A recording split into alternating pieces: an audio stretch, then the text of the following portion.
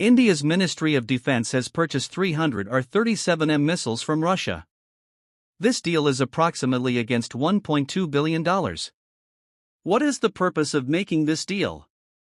It is clearly visible, to strengthen its air defense inside the subcontinent region and to boost long-range air combat capability.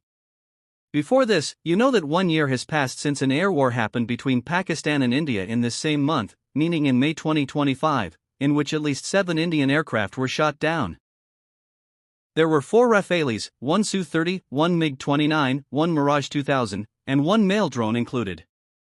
And everyone knows that Pakistan achieved this kill through its J-10C aircraft and PL-15 missiles. Of course, other assets were also involved in this, but basically the missile that achieved this kill was the PL-15, and the aircraft from which these missiles were fired were the J-10Cs. So at that time the main missiles and main aircraft India had were Rafales and Meteors, and however Pakistan dodged them, however Pakistan nullified them, that is a separate thing, but Rafale and Meteor missiles failed to shoot down any Pakistani aircraft. And I think that within this 1 year, Indians realized that Pakistan's PL-15 missiles have greater range than India's Meteor missiles, although there was a time when everyone used to say that the Meteor missile has an amazing range, even much greater than the PL-15. But last year it was proven that the PL-15 outmatched and outranged the Meteor missile. So seeing this thing, as I said, Pakistan Air Force's AWACS aircraft also had a role in this entire game or this entire kill chain.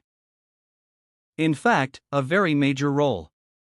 And where Pakistan used its J-10C aircraft and JF-17 Thunder aircraft, they're the most main weapon system of Pakistan Air Force was these AWACS aircraft. Now Indians are purchasing these R-37M missiles for these AWACS aircraft, which Indians will integrate and place on Su-30MKI fighter jets. These Su-30MKI aircraft are considered the backbone of the Indian Air Force, and in this way the engagement range of these Su-30MKI aircraft will almost triple. Meaning if today these Su-30 aircraft can fire missiles up to 100 or 110 or 120 kilometers through their R-77 missiles, then through these R-37M missiles they can target their objective from above 300 kilometers. I am talking on paper, whether this will happen or not. Basically the understanding is that Indians want Pakistan's AWACS aircraft to be pushed farther and farther back, and because of the danger of these R-37M missiles Pakistan will not bring its AWACS aircraft too close to India. The closer these AWACS aircraft go toward India, even while remaining inside Pakistan's airspace, Indians now want to push these Pakistani AWACS aircraft back by using these R-37M missiles, and these will be integrated onto Su-30 aircraft.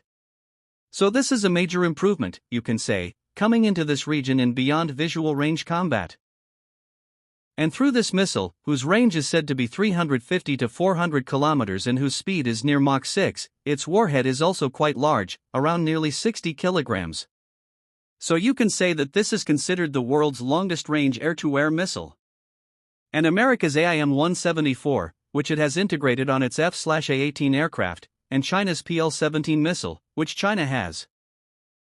Apart from PL-15, Indians are also improving their Su-30MKI aircraft, and initially around 84 aircraft have been selected by India on which new radars will be installed.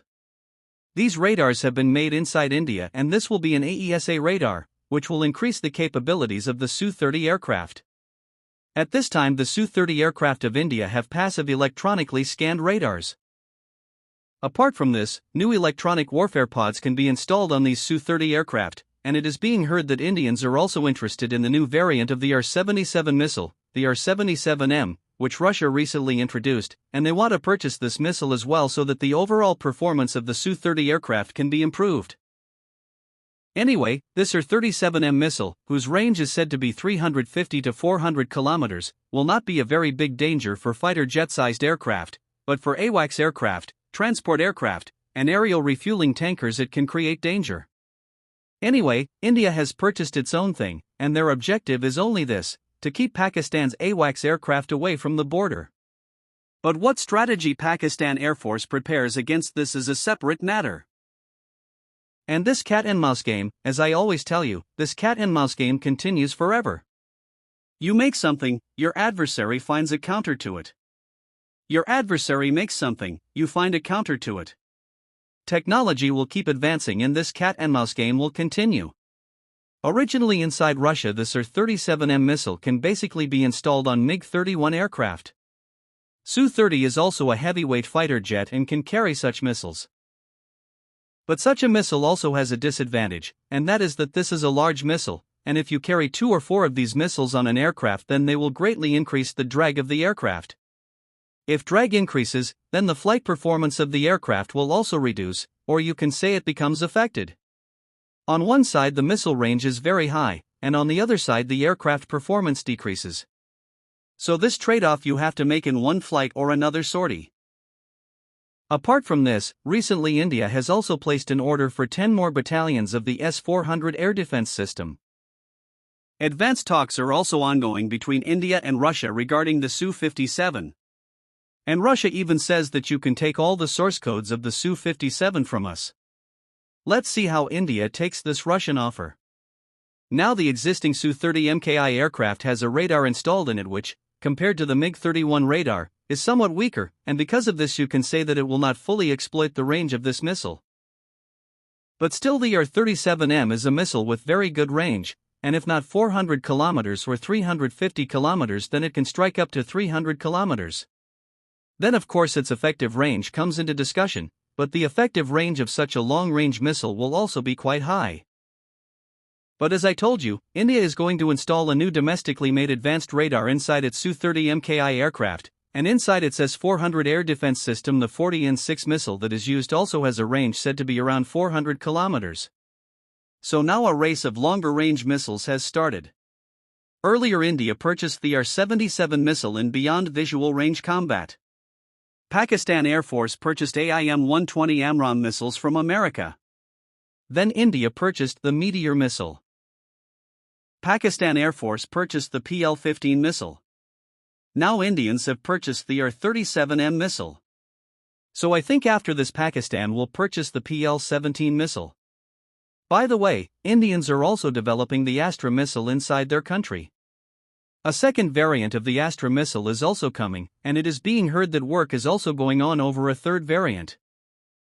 But after last year's skirmish, I think Indians do not want to wait for Astra 2 and Astra 3, and after the arrival of these missiles today, India's air combat doctrine will also change. There will be a difference in long-range interception. Which side air dominance goes toward? India definitely wants to keep or achieve air dominance in its favor, that's why they are purchasing these. But as I told you, this is a cat and mouse game. Today India bought something, Pakistan will buy something else. So this chain will continue. Hopefully you may like today's video and today's information. Do let me know your opinion in the comments section. That is all for today.